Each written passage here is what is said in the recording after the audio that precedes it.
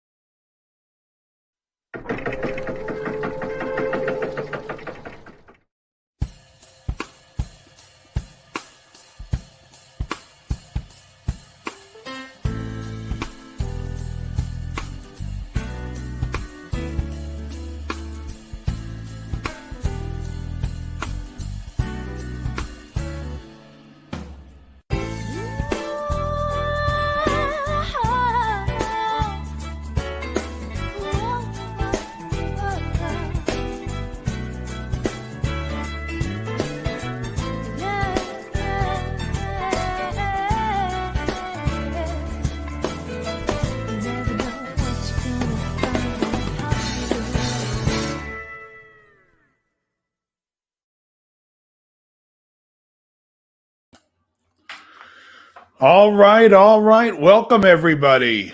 Let me know that you can hear me. Let me see, because I'm not wearing headphones because I'm the only one. I don't have to listen to anyone. So let me see if that's moving. It is. All right, giddy up.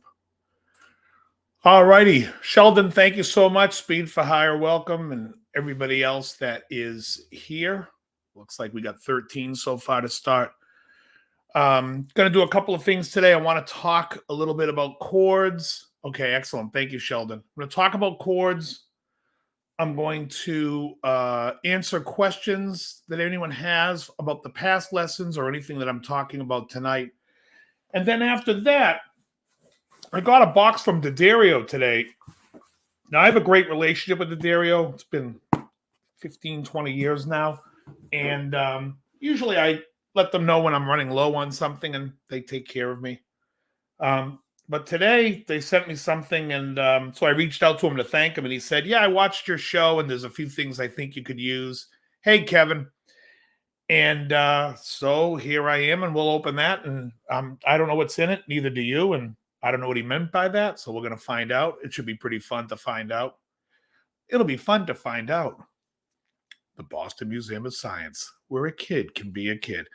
Anyways, I was going to start off talking about when I first started playing guitar, we're going back to like 1980, 81, really 81 is when I took it seriously. I was already playing piano and I had played trumpet. And when I played piano, I always hated being taught, I had to read like classical and play, and, you taught you fingering, and it's really good to do, but I didn't want to, and I'm listening to rock songs, and I was listening to the voicings on the record, and I'm like, oh, I like the way that record sounds, and it's not playing an A this way. It's kind of playing it, and so I came up with my ways to play it that sound like what I was hearing on the record. And the same thing goes on for guitar. I might play some chords, and you might be like, well, I like the G major 7 played here. Like, for instance, we could look at like an E major 7, right? Like, so there's many ways you can play an E major 7. I could play it like, well, first of all, I could play it this way, which is not really one of the prettier ways. This. There's an E major 7, and it sounds pretty good in its context. There's also played this way, which is E, B. Well, actually, it would be E, B. That. I was playing an E major 9. Oh, you played trombone. That's excellent. So here we have like an E major 7. Different. We also have this voicing, right? We have this voicing.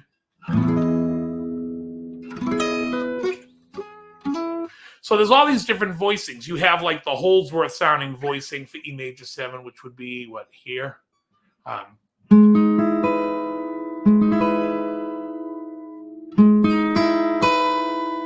Right, which is a really nice, almost like a Bill Evans-ish type of voicing, which I like. I like this voicing. Now, you can't use it all the time, but it's, it's nice. And so you might find your voice. And when I'm showing these chords and doing chord therapy, and I think in 2 weeks, not this Monday, but the week after Monday, I'm doing another. Instead of teaching a song, I wanted to show people the way I play chords for even just the basic chords, because I don't really play like a G. I don't play cowboy G. And I go over that in that lesson, so I don't want to talk about it here. But basically, you come up with your own voice. And, I remember years ago, somebody asked me if I knew the cage system. And I'm like, what the hell is that? And they're like, oh, well, if you look at a C chord, you can see and you can do it everywhere. And I'm like, well, I don't know it is caged. I just know I just know the chord moves everywhere, and every chord moves. And so I know my way around a fingerboard. And so if caged works for you, it's great. But eventually you'll get outside of thinking of it that way and just more of where everything is. I don't know if anyone's ever seen the movie Groundhog Day, but you remember that when Bill Murray gets the revelation, he's like, maybe God's not all-knowing. He just relives the same day over and over again, that he just knows it by heart. And that's kind of like how playing guitar is, or playing any instrument where you put a lot of hours in, is eventually you just start to know it. I want to recommend this, though, for everybody. Like, if you know like an A minor chord, like let's just say it's here. I'm going to play like the way like Stairway to Heaven, right? We have this. But I'm just going to play it like this. Now, if I move this finger down to the G and play the A bass, we have an A minor 7. But I want you to know what this sound is. That's a 9. And you should know what a 9 sounds like on top of a chord. No matter what chord it is, you should know that 9, that sound of a 9. You should try to, when you're practicing, like if you're playing a C chord, like a cowboy C, put your pinky on the D, like something like that. You'll start to hear that 9 sound, and that becomes really important, because the second you start to realize or recognize the 9, you'll also start to recognize other things like the flat 9 or the sharp 9. You'll start to recognize things like a flat 5. You'll start to hear things that you may not have heard before, and then you can also put them into your chords. I started telling you about me playing piano because a lot of times people will ask me, Dave, what do you watch when you're watching videos? I can tell you right now, I don't watch any guitar videos. I'm not really a guitar fan. I love playing the instrument, but I really don't care to hear the instrument. I mean, if I'm watching a band play and there's a great guitar player, that's great. But if I want to learn technique and sound, I watch the jazz pianists, because those guys are doing things that I think are really something that I'm trying to learn. Like today I was learning, even last night, I was trying to learn this technique that Bill Evans uses, where you play like an 11 chord, like 2. I mean, that's a real nice change. Now, if you can understand, if you think about it, it's like playing a tritone minor over a dominant chord, but it really lets you think, well, I could solo that over that. And that gives you like all these musical ideas that you may not know or try, but that work. And that's a real cool thing. Now, a lot of times, like a lot of guys, especially on YouTube and in the world, a lot of guys love heavy metal music. It's just the nature of the beast. They love. And so in heavy metal, it doesn't really go over that well. I had an episode of a show on the DL show when I had Howie Simon on, and Howie was talking about hearing a solo that he thought was awful. And then he found out the guy was playing the giant steps changes. And I'm like, yeah, it really doesn't work over your basic bar chord metal stuff. You really need some of the extensions and some of the nicer sounds in the guitar. Now, one thing I always hated about jazz guitar, and I still do, is I hate that sound of that tone knob turned off and the guitar underwater. It just never did anything for me. When I hear it, I'm like, I just don't dig it. I don't know what it is. And in fact, it's one of the things I always liked about Alan Holdsworth. But around 1991, I went to go see Holdsworth live. And there was a guy opening up who just came out with an album called Signals, and he was selling it at the show. It's a guy named Wayne Krantz. Now, Wayne Krantz now is a popular guy, but at this point, I had never heard of him. And this guy was playing a Strat through a Fender, had one of the best guitar tones I've ever heard. Really like a Gilmore Clapton and a clean sound Knopfler. But this guy was playing jazz and it was fantastic. I was like, wow. Like that's not the 335 with the tone note rolled off that I never liked, that everyone's trying to do the Wes Montgomery thing. I just never liked that sound. And for some reason, everybody at Berkeley loves that sound. I don't. So I don't know. But anyways, my point is to, if you like another instrument or where Speed for Hire played trombone, try to apply some of those things or like try to transcribe a solo. In fact, one thing that I was thinking about lately was we were talking about it last night. I was smoking cigars and we were talking about the album 52nd Street by Billy Joel. And there's a song on it called Zanzibar where Freddie Hubbard plays the trumpet. And I love the bebop guys, like the Freddie Hubbards, the Wayne Shorters, the Art Blakey. I love that Blue Note from the 60s. I love that stuff. And Freddie Hubbard was a monster. And this was like towards the end of his career. Hey, Strat Dad. It was towards the end of his career, but Freddie Hubbard plays a great solo that I definitely am thinking about breaking apart and transcribing it, because that also will help, especially, learning chords and what Billy's playing in that song. It's a beautiful song. So my point about all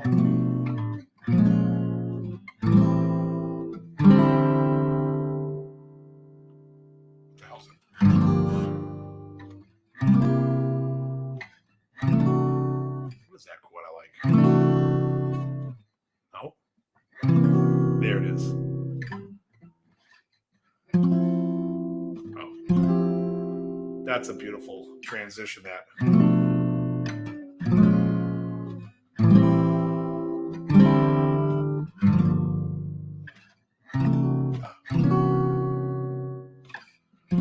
So I've been trying to learn some of those jazz chords because I think it'll help my playing. And also you can, arpeggiate them when you're playing something. Like if you're playing a blues and you want to play outside, there's nothing like adding those types of sounds. Like this chord here is called a C. Well, the way I'm playing it, it's a C7 flat 9 sharp 11. And that, to me, that's a gorgeous sounding chord. And wants to resolve to the F major 9 or F major 7 or what would be the you could play it as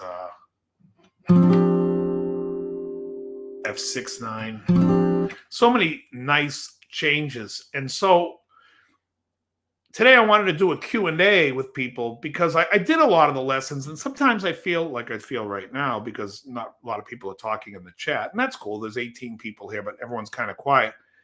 If they understand any of the stuff I'm talking about. Now, I know you can go back and you're going to watch it, and I know Richard Valcro, who has taken lessons from me before, he is always one to absorb stuff and then come back with it, and he actually does work on stuff, and it's which is a great thing. I just wish that if someone has any questions about anything that I'm talking about, regardless whether it's today or a different lesson or just a question in general that you had for me about anything on the theory stuff, I want you to feel free to ask, And if you haven't had the chance to listen to Bill Evans, I highly recommend. There's a record called You Must Believe in Spring that he did in 78. I think they released it in 81. But it is some of he makes a piano cry. He just has this wonderful technique of playing. And he has this movement, this counter movement that's just great. It makes the piano breathe. It's really, it's just nice. But,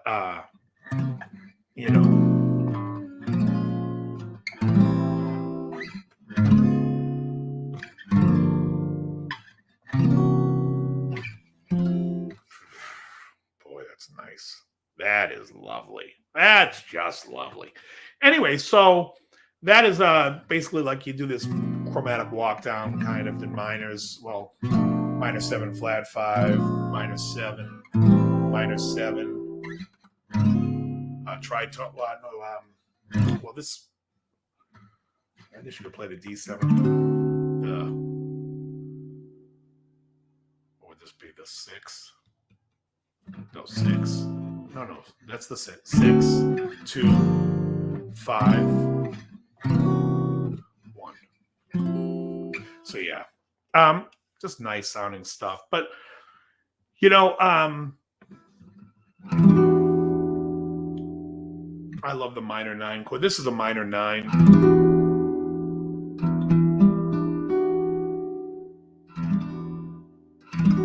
You can also play it open. Just a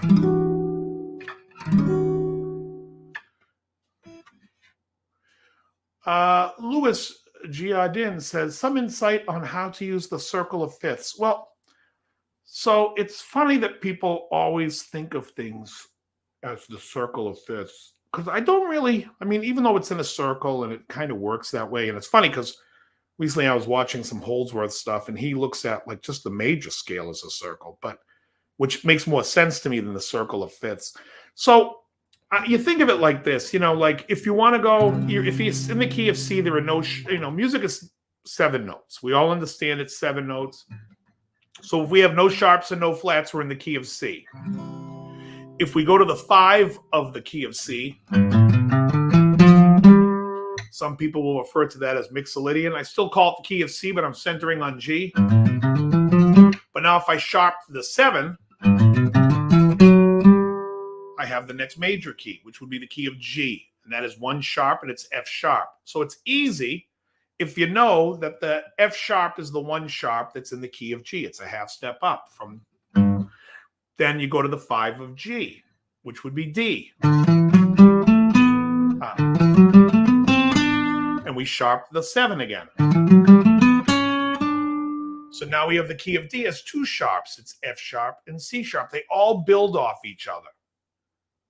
And so then the key of A would be the 5th of D. So we raise the 7 there and we've added G sharp. So that's 3 sharps. So really, you should know them at least up to the 5 sharps. I mean, unless you're playing like some serious, crazy jazz stuff, you're not going to get really above 5 sharps. And even 5 sharps sucks. Nobody wants to read music with 5 sharps. And then you have the flats, goes the other way, or it comes full around to the flats. But the flats is if you're in the key of C and you go to the 4, we have F. Then you flat the 4, which would be a B flat. So the key of F has 1 flat, it's B flat. The key of B flat would be the next one, because you go to the 4, and we're going to flat the 4 again. So B flat has 2 flats, and that's B flat and E flat. Now, I have a whole video on this called The Circle of Fifths, and I think I did it in 3 parts or 5 parts. I can't remember. It's a few years ago. But really, it will help you immensely because it's the way I initially think of it, which is you can't have one without the other. And once you learn how to put it all together, well, then you could just sit there and go, all right, well, the key of A is 3 sharps. You don't even have to think anymore. The key of E is 4, the key of B is 5, the key of E flat is 3, the key 3 flats, the key of, A flat is 4 flats. Now, there's some really cool insight as to how to move some stuff around. So if you're playing in the key of A, there are 3 sharps, right? We have, in order, we have F sharp, C sharp, and G sharp. That means there are 4 naturals, A, B, D, and E. Well, if A, B, D, and E are natural, F, C, and G is sharp. If we play in the key of A flat, A, B, D, and E are now flats, and F, C, and G are naturals. So A flat has 4 flats and 3 naturals. It's the opposite. I love those chords. I can learn a song using them from tab, but what's the best way to get those into your brain? I would say is to avoid tab. Tablature is a crutch that if there's a part of a song, like let's say you're trying to learn, and you're trying to learn that, and that riff is getting beyond you, go look at the tab for a second. But for the most part, when you get to the chords, you shouldn't be looking at tab. It's because it's taking your brain away from what you're playing. If I'm playing something in the key of A, right?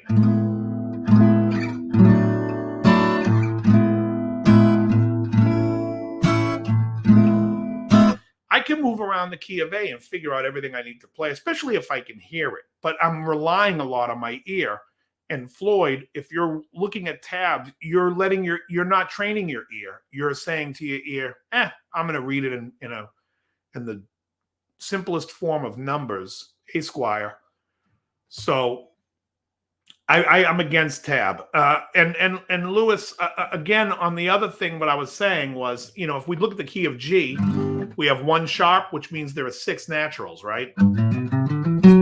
F is sharp, and there are 6 naturals. If we go to the key of G flat, we have 6 flats and 1 natural. So everything, it's exactly Mud Toy, same type of thing. I don't know, Cheech, if it was. I don't know what guitar was being played in the 16th century. I heard that it was for electric guitar solos, Cheech, in the 16th century. I'm kidding. Yeah. So, right. Mud Toy, you can look at this as ELO, like, that I played a capo on C. But also you can look at it like, some people keep repeating that you'll never fall in love. Right, there's a million songs that use this 1-5-4-5, Oh, anytime. So,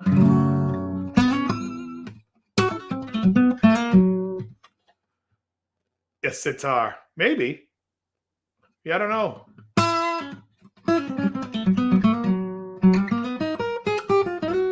So I mean, you're gonna come across, there's all kinds of situations. But like I said, if you guys looked at the circle of fifths, that's the first thing you should know is what key something is in. Because music real simple. You have 7 notes.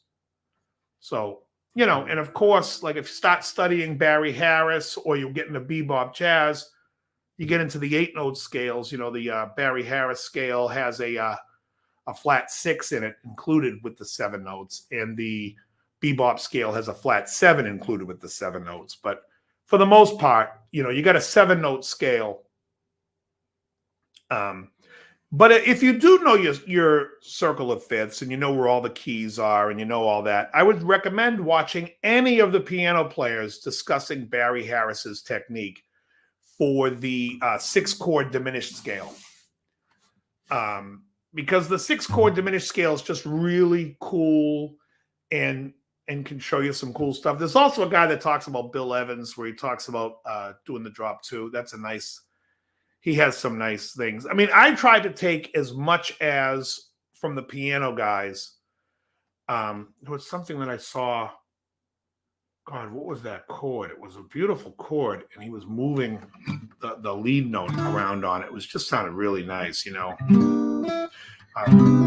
But anyways, yeah, I mean,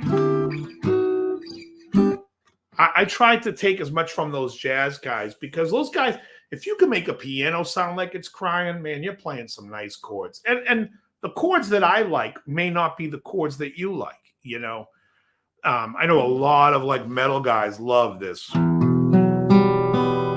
They love that E minor add 9 chord, kind of used a lot.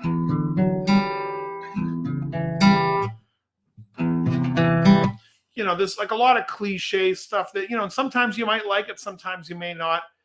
I tend to, especially in my lessons, I try to show the chord how I'm hearing it. So like, a lot of times if I hear that chord,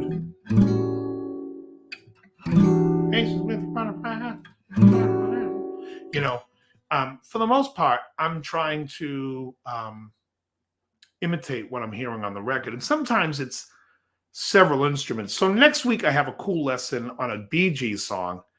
And in the beginning, I was like, how am I going to play this and get it across? Because I want to play the song live. And so I had to come up with it because there's a lot of instruments that are putting it together that are playing that part. It's almost like if you listen to the song September by Earth, Wind, and Fire, where there's so much going on, but all the pieces make up the song. So like when I'm teaching these lessons on acoustic, I'm trying to show you how I make the song work for me on an acoustic. I'm not saying this is how the song is played on the record, because clearly, like in the song in Ramble On, when he plays, That's what he's playing. But the bass is playing. You know, so you get this.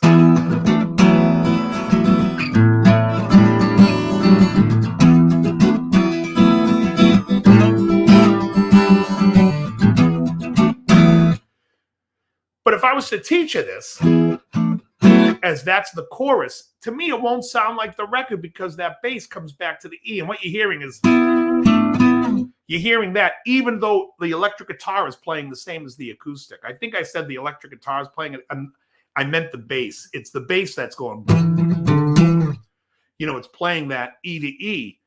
And that's what your ear gravitates to. There's a little bit of drive on it. It's the lowest sound. And the others are kind of like, you know, there is an E here, but it's an E sus2 sus4 chord, which has a very distinct sound. So when you're playing that song, that's really what goes on in the chorus. As far as the other part, you know, it's and you know, when I teach it, I'm showing it to you like,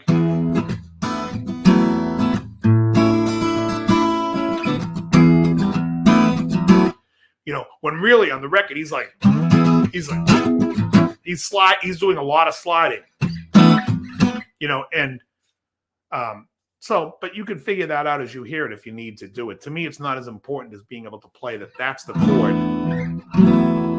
not this. It's this. And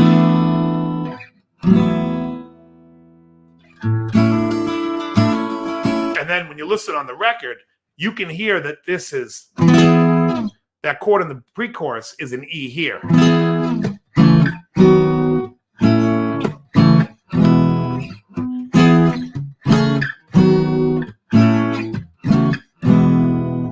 You know, so, you know, Jimmy Page was a master of all that stuff, especially when you hear like songs like, oh,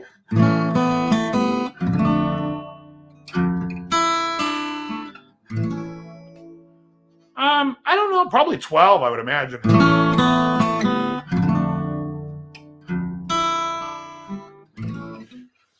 Who's the most prolific chord player and guitar playing? To me, I would think it would be Holdsworth. But I mean, if you're talking about unique chords, I don't know. I think Jimmy Page was great. You know,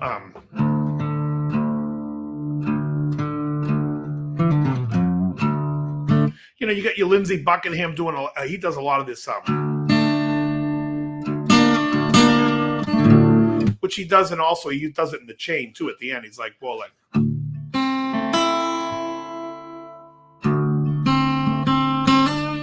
I don't want to use tabs, but let's say like it. Well, that's the whole point, Floyd, is to maybe pick a song that's easier and try to figure it out. And so you're not really throwing darts, you know, you're throwing jarts, lawn darts. Awful, folks. You know, like when you think about how many songs utilize these same chords and yet make them, you know, like when you hear like, hey, have you ever, right? You got that chord, the E major 7 to this F sharp minor 7 at 11 over E. But also you got it in like crossroads seem to come and go, right? Used in the same song. Also you got to the corner of your life. Whatever the hell lyric. So you have, you know, a Yes song that has that. You've got America. Well, I don't mind saying I just can't take it. You know, so you have all these songs that share these chords, and they're beautiful chords. But you know, like a melody really will drive the song and separate that. So I mean, if there's chords you like, oh, Paul Simon was great. Yeah. You know, you got like the problem is all inside your head, she said to me. The answer is easy if you take it logically. I'd like to help you with your struggle to be free. There must be 50 ways to leave your love. Yeah, he was great. Well, how about I met my old love on the street last night. She seemed so glad to see me. I just smiled. And we talked about some old times. And we drank ourselves some beer. Still crazy after all these years. Still crazy after all these years.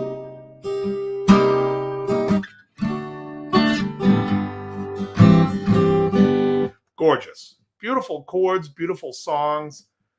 I'm not the kind of man that tends to socialize. Yeah, I could do it, Strat Dad. That's one to think of.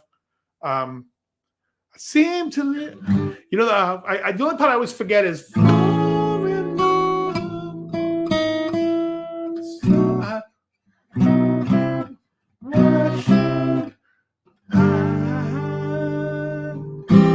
It's all gonna fade.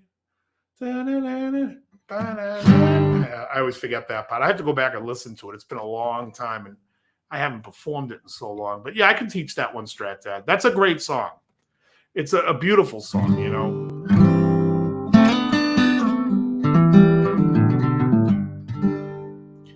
But yeah, you should get comfortable with chords and Floyd next. Not Monday. What's Monday's date? 20. So Monday's going to be the 25th, if my math is right. I just did quick math.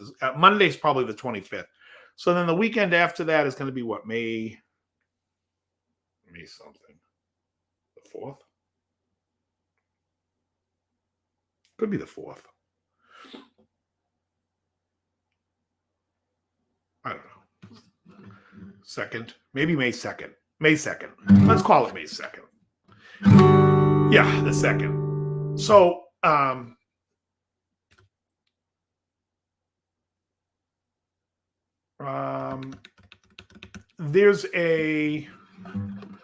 I'll be doing a lesson which will be showing you a lot of these chords and how I play them and all that stuff.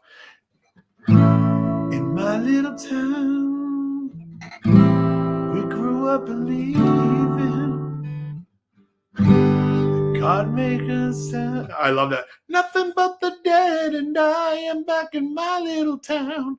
My Little Town was actually the reunion song for Simon and Garfunkel. Garfunkel sings on that record, on that song. May the 4th be with you.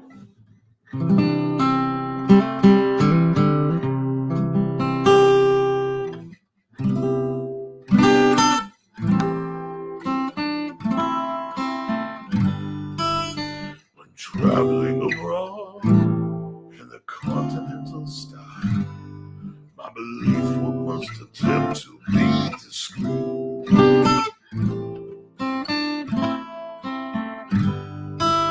Subsequently, bear in mind your transient position. Provides you a perspective that's unique.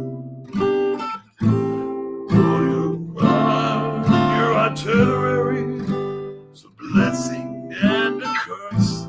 Your wanderlust won't let you settle down. And you wonder how you ever fathomed you could be content to stay within the city limits of a small Midwestern town. Most vagabonds I know exactly, Hugh, don't ever want to find the culprit that becomes the longing of their long, relentless quest. The obsessions in the chasing and not the apprehension. The pursuit you see and never the arrest.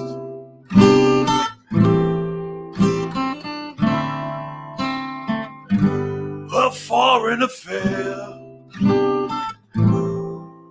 juxtaposed by the wayside, and something romantic see is mysteriously miscued, for the circumstances knowing it will always be parlayed into a memory.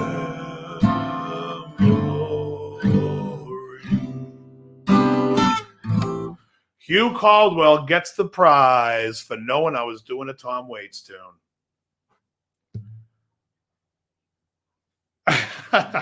Well, I'm not. No, it's Tom Waits, Robert. Strat Dad, it's not even a question of remembering it. I can hear it in my head. So, like, that's why I'm like looking up. When I look up like that, that means I'm trying to figure out what the next chord's going to be. Because I knew it went like, is mysteriously attractive to the circumstances knowing it will only be. Then I kind of knew from there where I was going. But yeah, it took me a second because I'm playing it in real time in my head. But yeah, I used to love, what was the other one I used to like by him?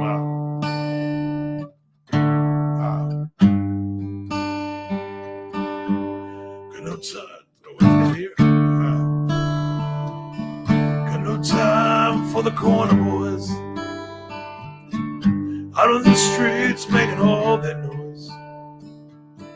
I don't want no whores on 8th Avenue. Tonight I want to be with you, 'cause tonight I'm gonna take that ride across the river to the Jersey side. Took my baby to the carnival. I will take you on all the rides down the shore. Everything's alright.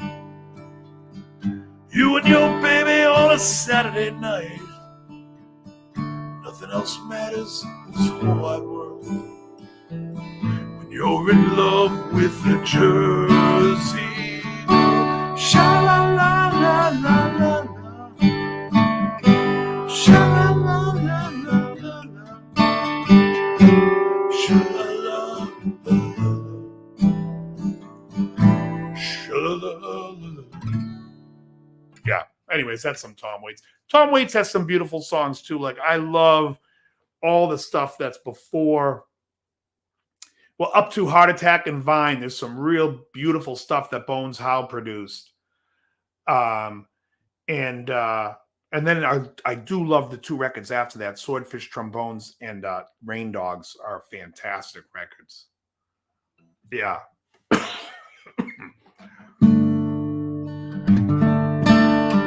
You know, he's just got some beautiful chords and you know, those and some really nice songs.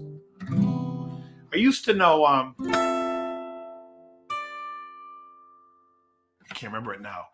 Blue Valentines all the way to Philadelphia. Yeah, he was great. I loved him. I also used to like, what is it? No. Will the eggs chase the big eggs? Oh, Kentucky Ave's my favorite. Annie Gracie's Buick. It's got 4 bullet holes in the side. Charlotte and Isle. That's my favorite, Hugh. Kentucky Ave is my all-time favorite Waits song, period. The greatest. How about this one here? You know this one? Will the eggs chase the bacon round the frying pan? And the whining dogs pigeon. Whining dogs pigeon. No. Whining dogs pigeon round the steeple mill road. And the dogs tip the garbage pails over last night. And all this construction work's been bothering you in the neighborhood. The neighborhood. The neighborhood.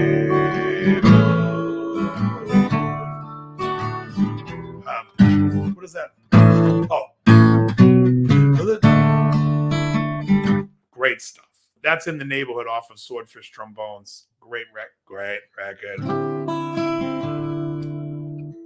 So yeah, so knowing chords is part of the whole step to it of knowing, you know, and knowing the extensions. You should know extensions because when you hear songs by Tom Waits, you know, you're gonna hear that. You'll hear that sus2 on that song, on Jersey Girl, his version. I think the Springsteen did a cover, and it was like.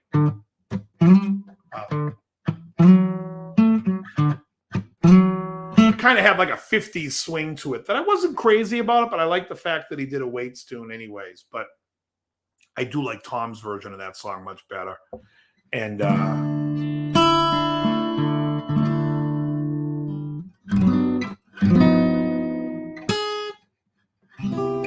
so yeah, I mean, there's just you should know your chords. And hey, Todd, what's going on, man?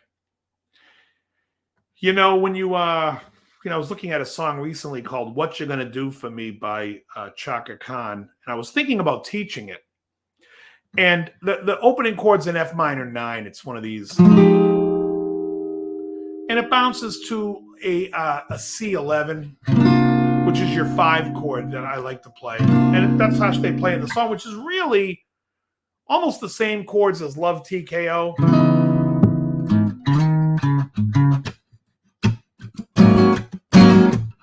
So it's kind of the same.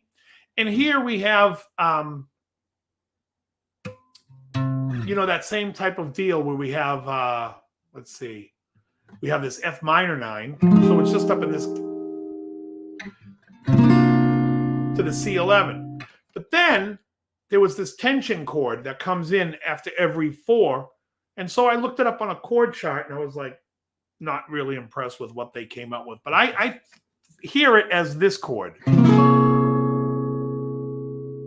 And this here is a C7 with a sharp 5 and a flat 9. And it's a beautiful chord. Now, I don't know if the guitar or whatever the music, the keyboard, if it's playing the sharp 9, I mean the sharp 5, I think it is. But the horn is definitely laying into it. It's definitely laying into...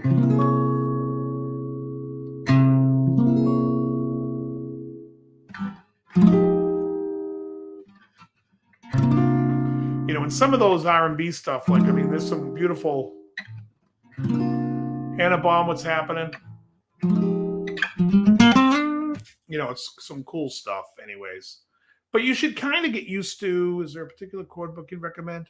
Not really. I mean, chord books can be overwhelming. The Ted Green book is a great book, but if you don't know the basics of it, you're just looking at a chord book, and that's not going to help. It's creating the chord and understanding how you're creating it. So if you know like a G chord, right? Here's my version of a G. Right now I'm playing this with the pinky on the G, the D, and my middle finger's coming up here. All right. Now I can add if I wanted to add the 6, I could be like. So now I'm adding a 6, so that becomes a G6. I could also add the 9. And that's a G add 9. I can do a major 7. Or I'm adding the F sharp. I could add the A and the F sharp together. And now I'm playing a G major 9. So it's really cool for you to figure out by playing these chords and working through them. I would suggest, the Beatles are a great book to go through. I love Band Perry. No, I don't really know any newer country. I know a lot of older country. Hey, Dwight Bailey, welcome. The big Beatles songbook. The Beatles are great because there's a lot of lesson in that. You know what I mean? There's so many changes. Like when you're doing a song like Things We Said Today,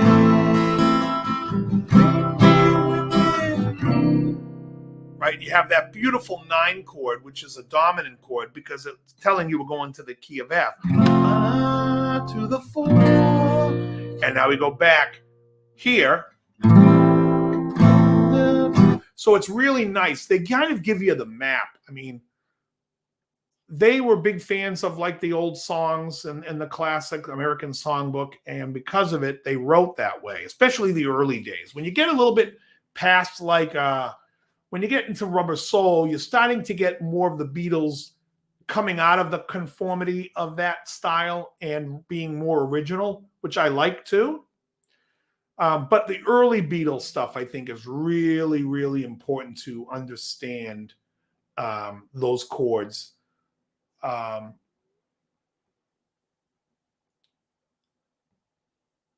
Oh, yeah, absolutely, Terry.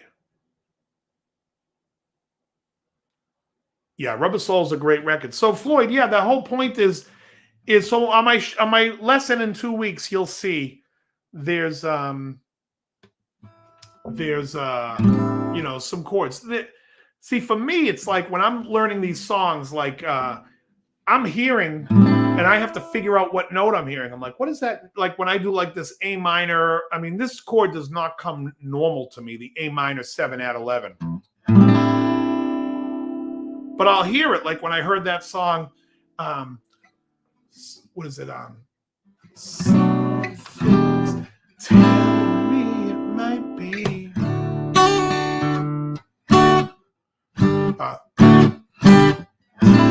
And I hear there's a minor chord there, but I also hear that 11.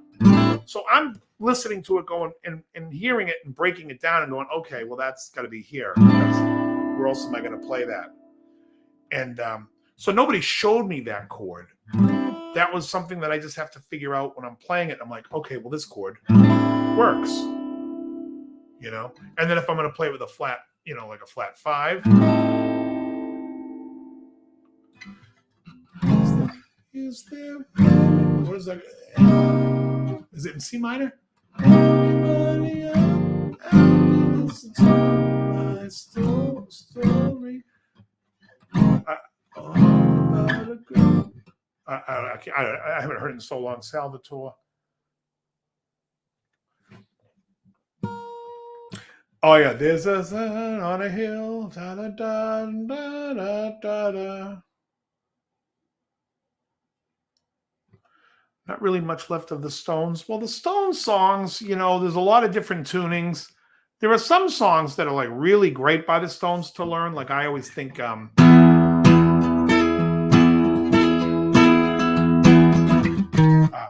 is it? What the hell am I blanking on this?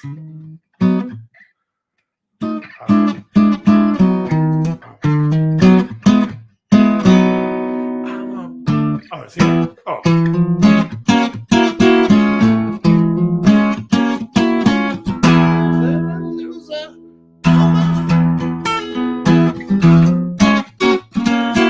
That's a cool Stones one because it's in standard tuning. Some of the standard tuning songs are really nice by the Stones.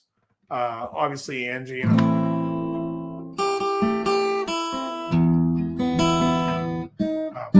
what is that? Is it a G sharp there? Then it's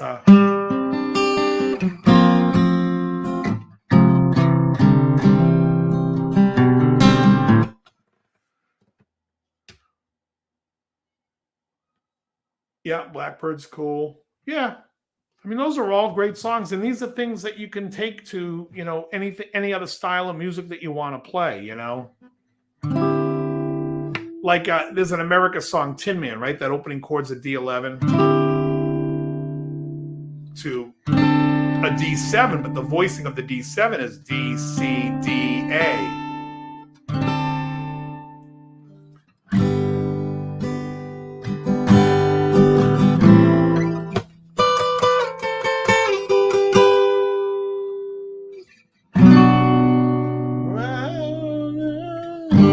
Yeah, it's a great song, Hugh.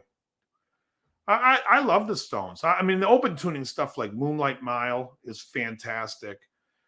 Anything off of Exile on Main Street, I think, is great. Well, not anything. There's a lot of songs that sound like it was recorded in a bathroom on that record. I mean, but Sticky Fingers, everything on the 9th chord, the best. Well, I do love the 9 sharp 11. That's one of my favorite chords right there, Ruffalo. So it's like a C add 9 sharp 11. Beautiful chord. Also, there's a C7 sharp 11, a C9 sharp 11, which I love. And as of late, I love this, the C9 flat, the C7 flat 9 sharp 11. I love it.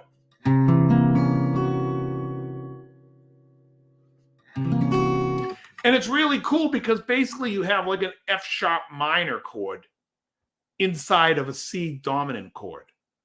So it's a lot of things to think about there. And if you're thinking about playing a lead over that type of change, well, then you know you can add that F sharp minor and say like a C7 arpeggio and over it. It's crazy. I mean, that's like where playing comes from. You know, like there's a guy who did a study. I can't remember his name, but he transcribed every one of Alan Holdsworth's songs. And he comes out and he says, the stuff's not really that difficult or crazy. It's the fact that he's playing them over all these weird chord changes.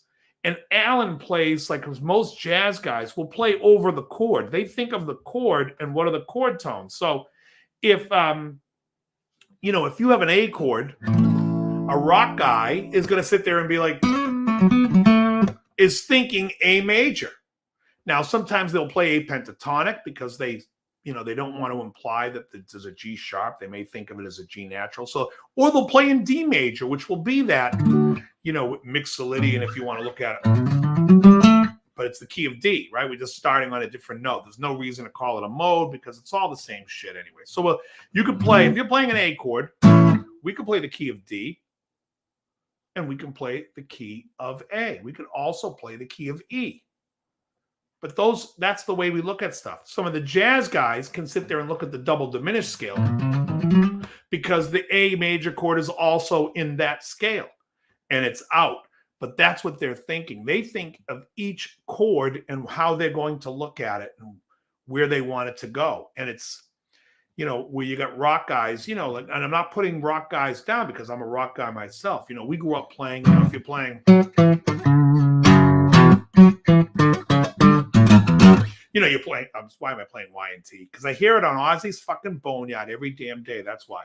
But if I'm playing F sharp minor, and you're playing those songs, you're just going to play in that F sharp minor key or A major, however you want to look at the key. Again, I don't even care about modes, so I don't even have to call it a minor. You can just say A major. There's 3 sharps.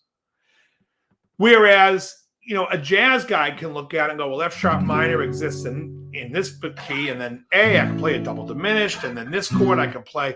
So they're looking at each chord individually. And of course, their chords have a lot more extensions. And I'm just trying to teach you how to add extensions to make stuff pretty. If I sat here and played like that's right, Todd.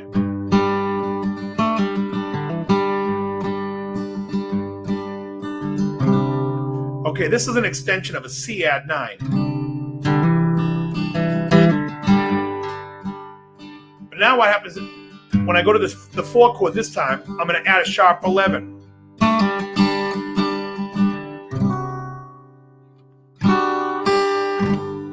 And so it adds another tension. And so there's ways to play and make songs sound prettier by adding these extra tensions. Here I'm adding the F sharp over it. And then I resolve it by bringing the F sharp to a G. And then the whole thing wants to resolve to G. And that's what I did. But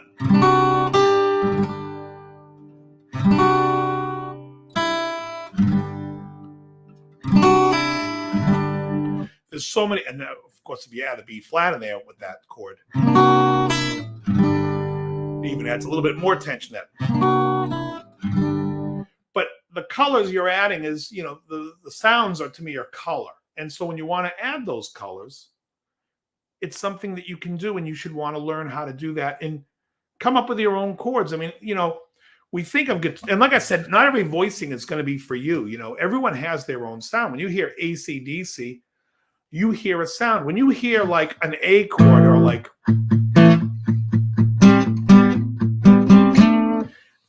no, I don't own one, Todd. So like if I'm playing, that's a Judas Priest song, right? But if I'm going to sit there and play, what is it?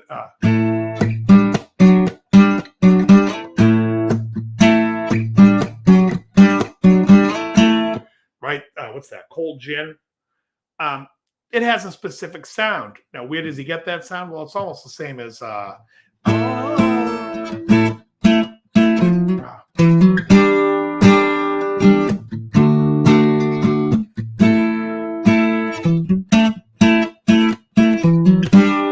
really, I mean, Cold Gin comes right out of All Right Now. But that's the sound. And I'm not saying that he stole it, because he said it himself that he borrowed it from Paul Kozloff. My point is that, when you hear Cold Gin, I don't hear that other song. I hear Cold Gin.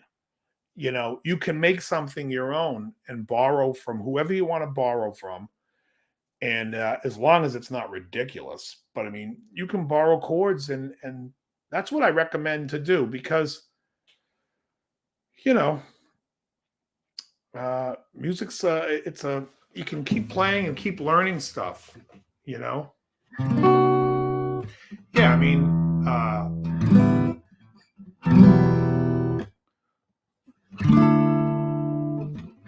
the more you play, the more you're going to want to add color and different things into it and whatnot. And hey now.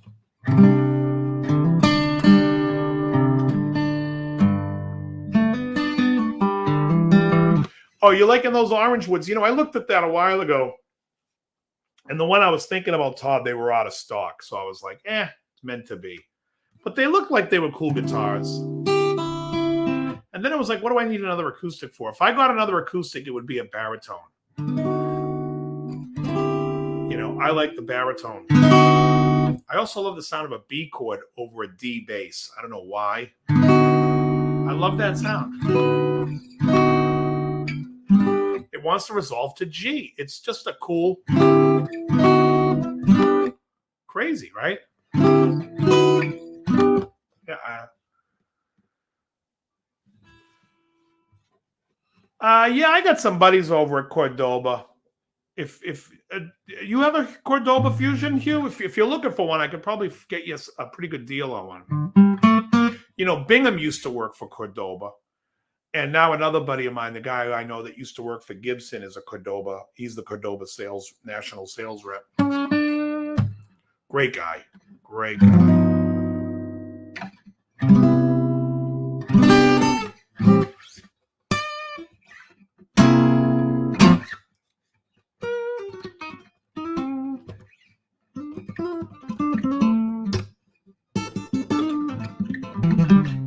Oh, you do?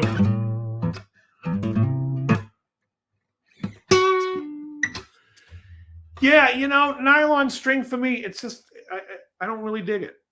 I have to be honest. It's not for me. The Cordoba Royal Deluxe. Ruffalo, if you knew anything about bullfighting, you would not question Hector's death. So that was a scene from Columbo where Ricardo Montalban is.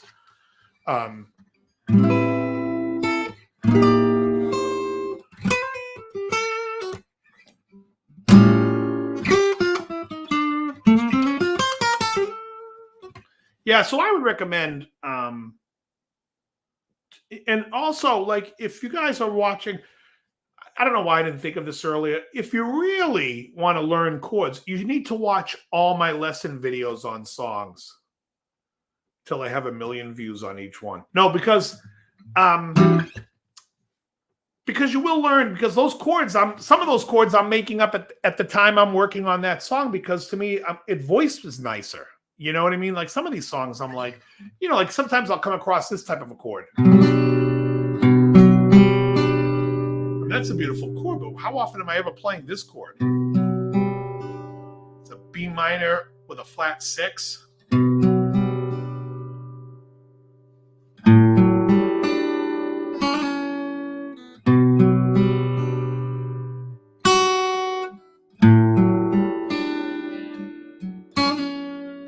So who knows? What else we got? Anyone have any other questions, or should we open this box? As I said, now there's 36 people in here, so I can tell people again. So anyways, today I came home and there was this D'Addario box at my door. And I ordered stuff from them a while back. I've had a long relationship with D'Addario, so When I need something, they usually will send it to me. But I didn't. Oh, hey, thanks, Music Junkie. I never asked for anything, and this just showed up at my door. So I was like, that's cool. And I reached out to him. I went out to dinner with a buddy of mine tonight. I reached out to him and I said, hey, thanks for the stuff. What's up? And he was like, I was watching your channel. I thought you could use a few things. So I don't know what's in the box, Hannah Bomb. That's the whole point. I honestly don't know. Should we open it? All right, let's open this animal.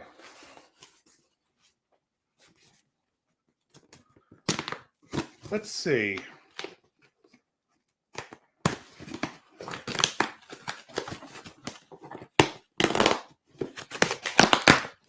By the way, these Dunlop Ultex picks are really excellent for. So we have a lot of this stuff in here. All right. So apparently they sent me the Nexus 360 tuner for my acoustic. That'll go on it. Accurate tuning, bright display. All right. Do I have where's my other tuner? My Snark. I guess he didn't like my Snark. All right. So I got a new tuner. What the heck is going on here? EJ30s. 12th EJ11 3D. Oh. 3, 6, 9, 12, 15. 15 sets of 80-20 strings. That was nice. That was really cool. Maybe I'll have to change. I guess he's saying I don't change my strings enough, and he's saying, hey, Dave, why don't you change your fucking strings, you son of a... what else? What is this? No NYXLs. You know, I still have it. Quite a few of NYXLs. I don't, although what is this? Nickel-plated steel, 10 to 46 electrics, XS. Are you guys familiar with these? Oh, I can't get it out of there. Oh, there it is. XS. This is electric, 10 to 46, maximum life, smooth feel. 2 sets in 10. Oh, no, there's a 9 and a 10. Oh, you gave me a bunch. A 9, a 10, an acoustic 12 to 50, and 2 phosphor bronze, 2 and 3 phosphor bronze 12 by 50. Oh, excellent. All right. And another strap. And that's it. That's the box. That was extremely nice of him to do that for me. That was wild. Thank you, Ben. Really appreciate that. Yeah, exactly. You saw it. So yeah, so that's cool. I don't know what these are, these XS strings. If you guys know what they are, XS maximum life, because I use the NYXLs. I still have a lot of NYXLs. Yeah, right. The message is change your strings and tune your guitar. Thanks, Lewis. But yeah, so these acoustics, these XS, cool. And these look pretty cool. It says, oh, these are just, I think these are they're just the regular EJ11s, which is what I used on this acoustic and have been using on this acoustic and all my acoustics forever.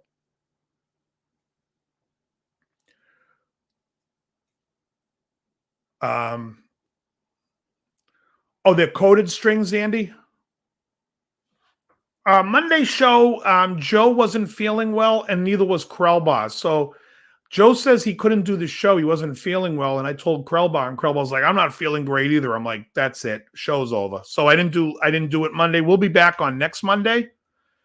But yeah, that's why there was no show. But yeah, so that was 1, 2, 3, 5. What's this? 15. So 20 sets of strings and a tuner. That's excellent. And a strap. Really nice. He gave me the Beatles strap that says "Get Back," and I haven't put it on a guitar yet, so I know I have to do that. And the guys at D'Addario are awesome. I love their strings anyways, so it's gotta go after you. All right, Lewis. Hey, thanks for coming by, man. Appreciate it. Thank you again. All right, Andy. Yeah, I don't know anything about them other than I have a bunch of sets here. Now I'm just popping this stuff so I can throw it in my trash. But yeah, if there's any other questions about the scale stuff that we talk about, feel free to ask.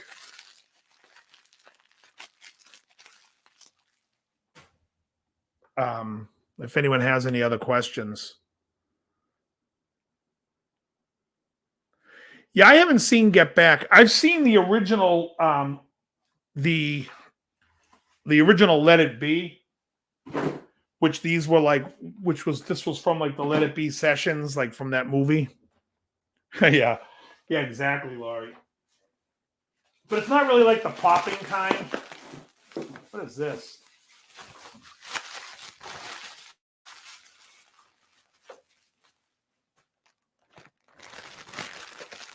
Yeah.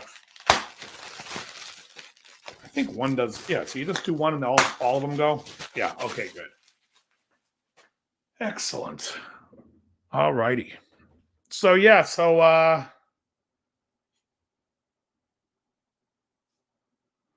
like how you did chorus on acoustic. Yeah. Yeah, so you have like,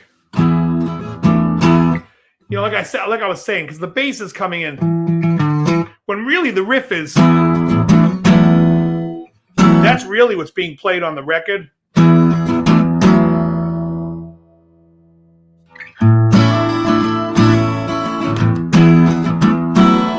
But you don't really hear it that way because the bass comes in with that E on the same tone, so it sounds like, so it's just easy to play that and sounds more right when you're playing it on acoustic.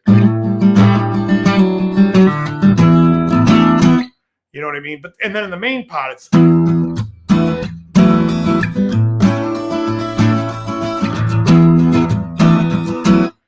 so it all works. It's all good stuff.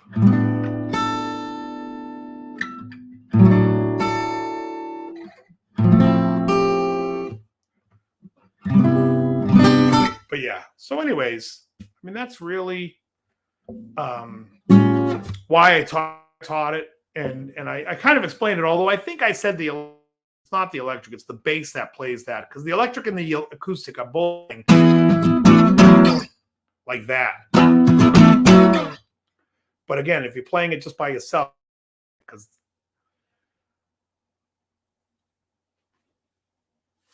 oh,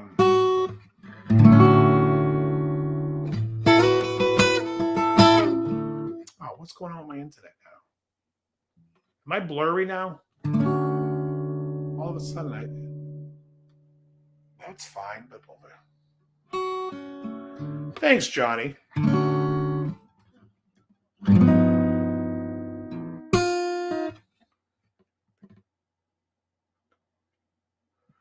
Oh, really?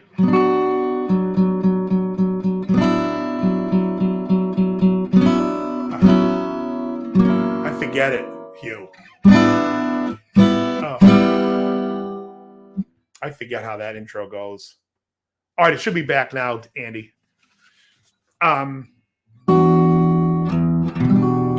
Yeah, that's a great, my new Faith acoustic. You got what's a Faith acoustic? Is that a brand? Hugh Caldwell, you buy guitars like socks, huh? I got to tell you, I was playing this guitar today over here.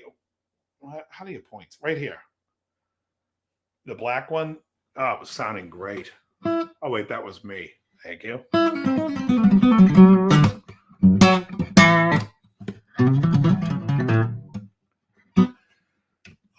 Oh, Hugh, for some reason, Hugh, like every once in a great while, you'll come up in my feed. Awful.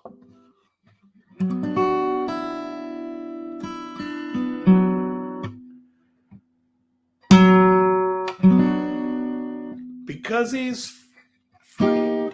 What is it?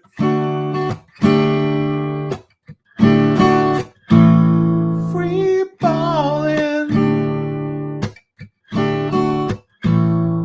Cause Hugh's free. Hugh's free ballin'.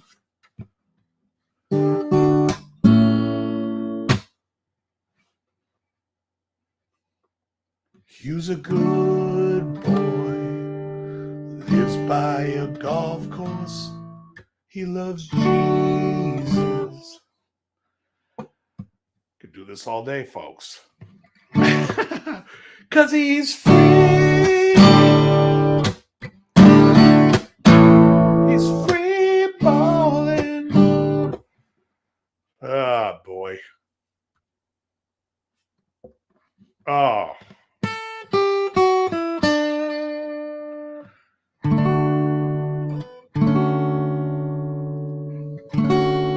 Ruby's Takeaway, the greatest takeout restaurant in all of Scotland. The only thing you take away with Ruby's is a case of diarrhea. Oh, that's it. You took me just a little too hard.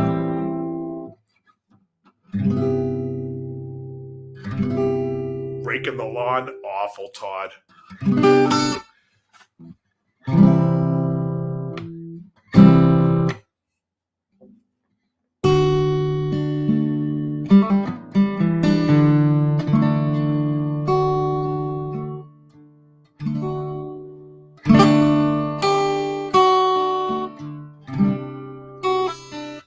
The chicken madras, huh? What the hell is chicken madras? Is that like chicken Madeira?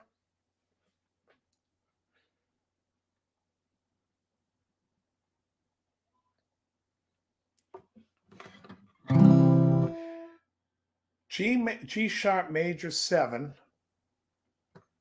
over E.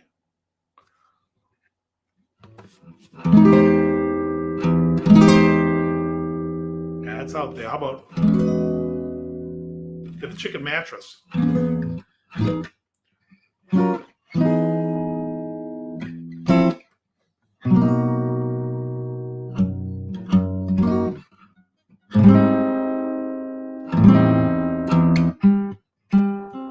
Why is that weird? Let's see what's in this chord. There's a G natural, a C, an E flat. So it's like an E major 7 with a sharp 5, sharp 9. Yeah. No, not on the guitar. But I do know love exciting and oh, Ruby's is Indian food? Oh, for crying out loud. Yeah, let me get the chicken madras, and I'm going to eat that here, so I'll have a diaper, please. Because there's no way I'm not shitting my pants while I'm eating this. Oh, Meryl. Meryl! Oh, Marshall. Marshall and Meryl Stubing? Oh, boy.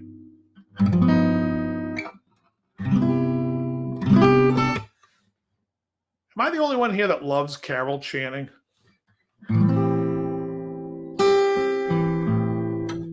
Oh, Meryl.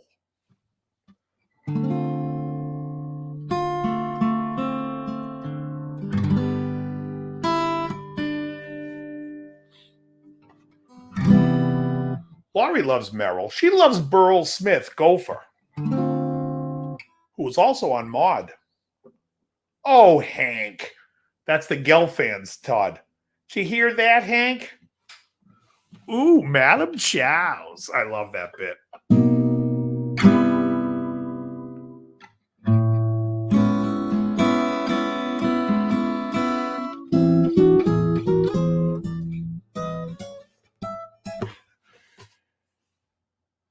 Right. Dinner at the captain's table.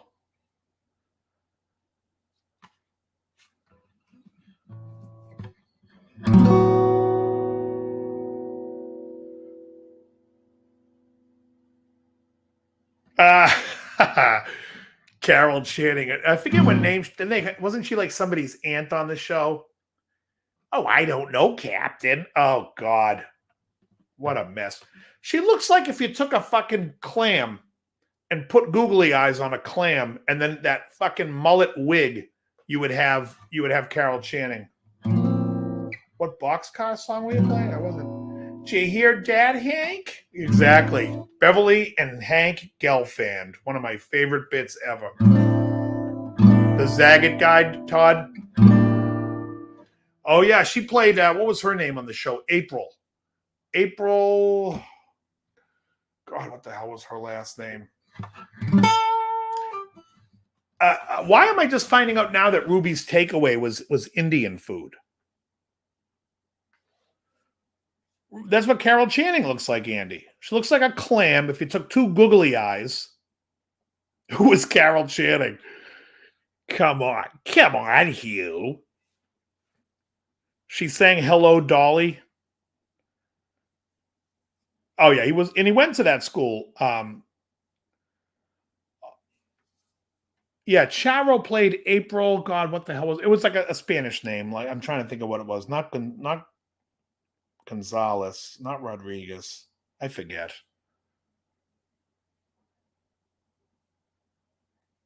Yeah, no, if it's Indian, forget about it. So one time my band played in 2000, I think it was 2002. We played in New York City. We drove cross country from LA.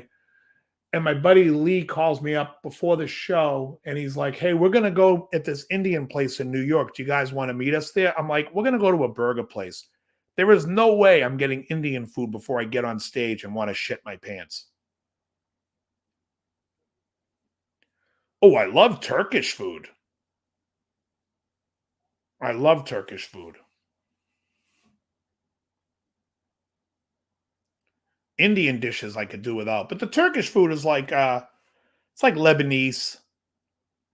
They must have kebabs. Isn't that what they call it in Scotland, Hugh? Kebabs, not kebabs like they hear in the States, but kebabs. If I'm wrong, Hugh, let me know. Well, Turkish food is where like most of the food from Greece, like Greek food, and most of the Mediterranean stuff, like Greek and Syrian and Persian food. Most of that comes from Turkish food. It's like lavash and chicken on. I think it's kebabs or kebabs. Yeah, it's very good. Kebab, kebabs Streisand, rotten. Ruby's Takeaway. Little by little, I'm shitting my pants and I'm eating chicken mattress. It ought to be illegal. Eating that food without a diaper. It ought to be illegal. Kebab Hope.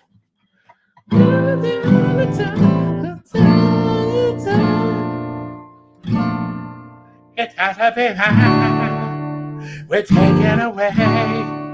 I'm taking a dump in my diaper at Ruby's Takeaway. And we got nothing to be guilty. No, Cannon did not eat Turkish food. They couldn't give Cannon a kebab because he would eat the stick that it was on, Q.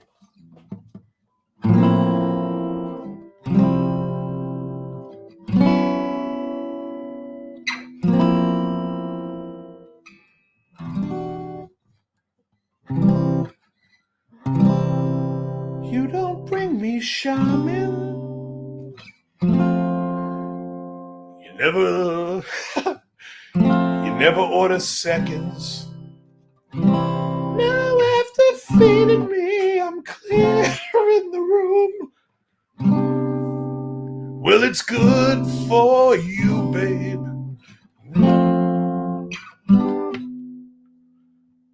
Well, I shit my pants at Ruby's Takeaway. What is that chord?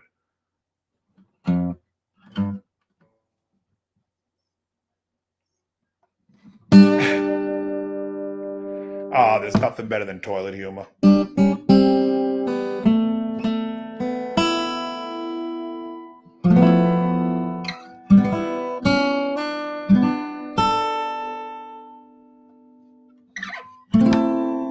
I guess if the choice is between that Indian food or haggis, I might be eating Indian food in Scotland.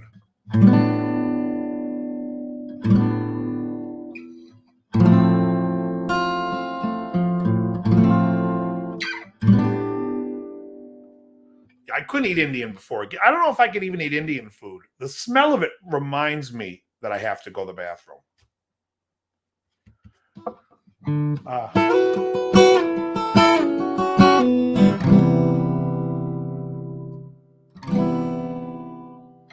Right, then you gotta Andy Dion, that gives new meaning to looking for the brown sound. Right.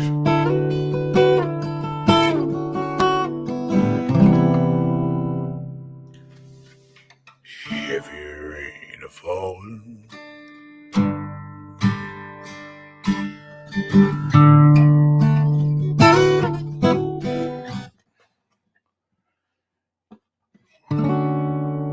Veggie haggis. Really? Ooh, that is.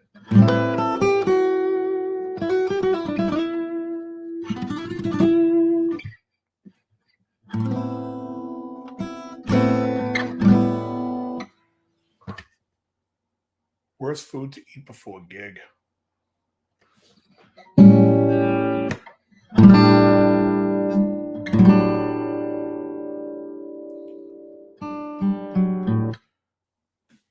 Hugh, how much are you down now? Are you down some weight?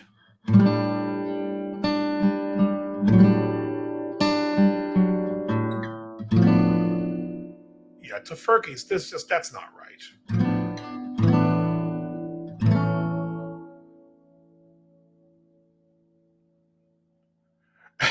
You'll be hanged. Oh, thank you, Salvatore. Yeah. Heavy rain falling.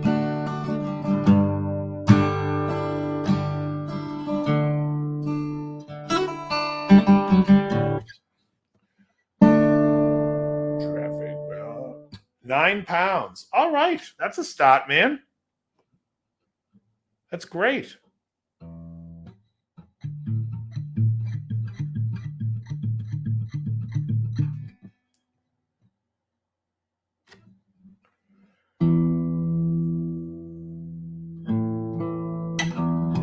Oh, he retracted it. Hold on. Maybe he got the number wrong. We got a new number coming in, folks. Stand by. 19 pounds. All right. The new number is in, folks. It's on the board. 19 pounds. Good for you, Hugh. That's now we're talking. That is outstanding.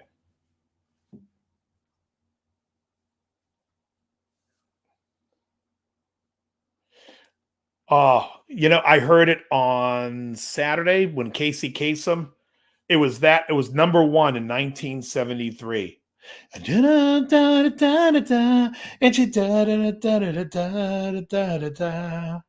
that's the night that the lights went out in Georgia. It's terrible. And the song that was number 2 is a great song, which was Neither One of Us.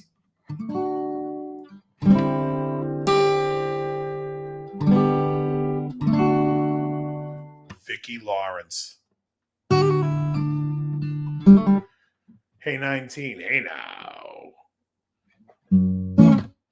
Now we got nothing. Awful. I think her husband wrote the song and she sang it on the demo, and the label was like, "We want you to sing it anyway." Because I think she was still on Carol Burnett then, or just right around the time when she started on the show. I can't remember exactly. Yeah, Gladys. Yeah.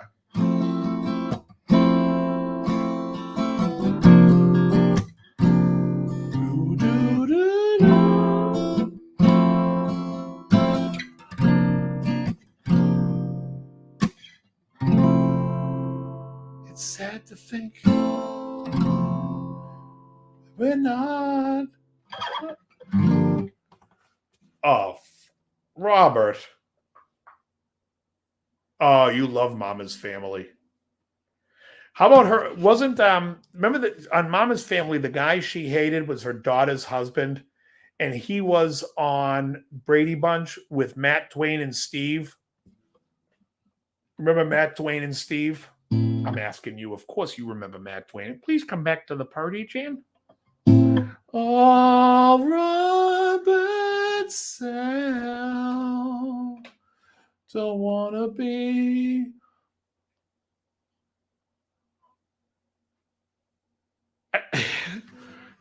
Right? Matt Twain and Steve. Terrible.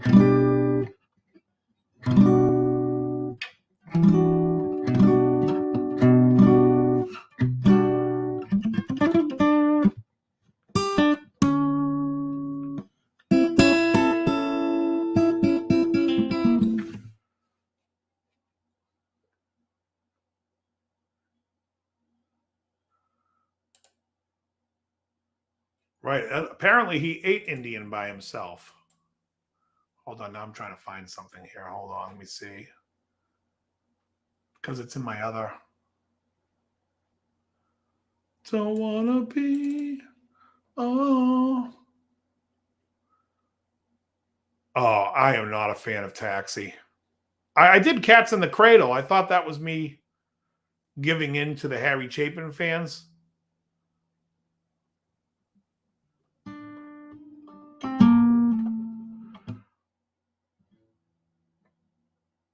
Hold on. I think someone here is going to make an apology. Hold on. Jan, we're really sorry. We didn't mean to hurt your feelings. Will you come back to the party with us, please?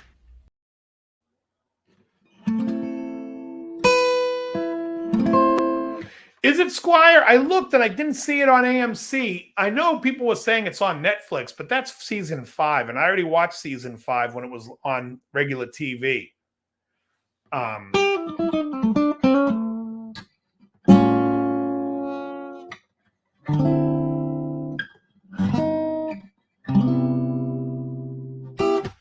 Yeah, I watched. Oh,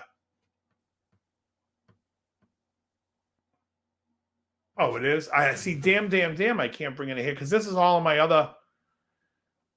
It's all in my other. Let's see if I can find it in here. It's not under Damn. Is it under Florida? It's not under Florida. Is it under Good Times? It's not under Good Times. I don't know where the hell that Florida bit is.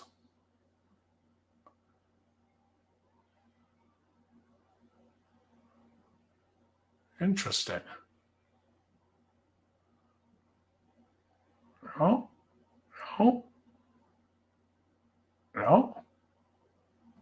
I guess it's not here. I don't know. It's not in the same.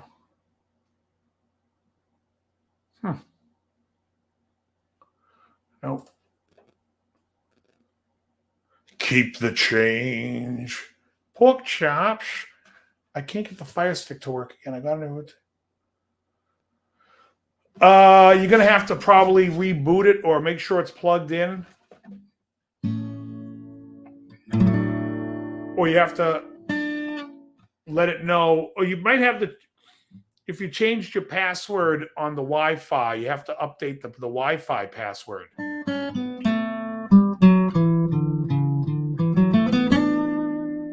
You know what I mean? Yeah, I saw that. Yeah, I never watch Netflix. I never do. Like I said, I went to go watch. Someone said Better Call Saul was on Netflix. I looked and it was season 5. I'm like, yeah, I already saw this season. I'm looking for 6. But my AMC app on my Apple TV stinks.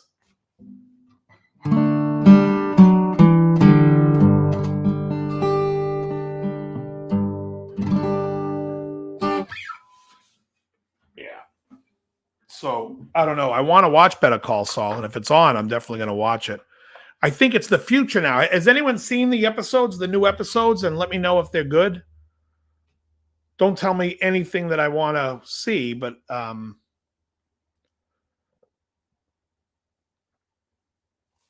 I just watch everything on Tubi. Tubi or not Tubi? That is the question.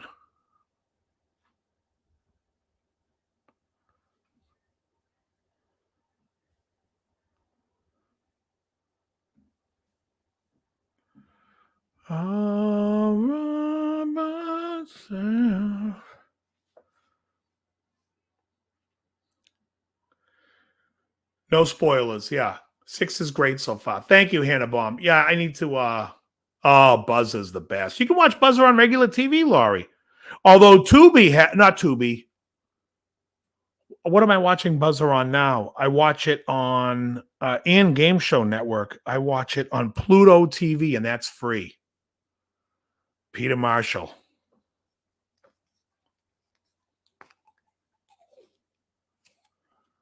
And Paul Lind.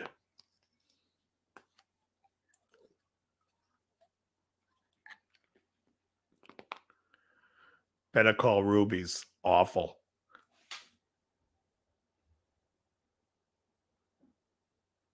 All right. All right, everyone. Listen, I'm calling it a night. That's it. That's it for me.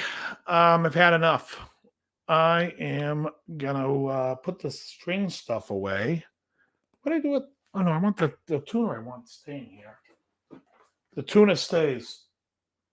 Everything else goes in the other room.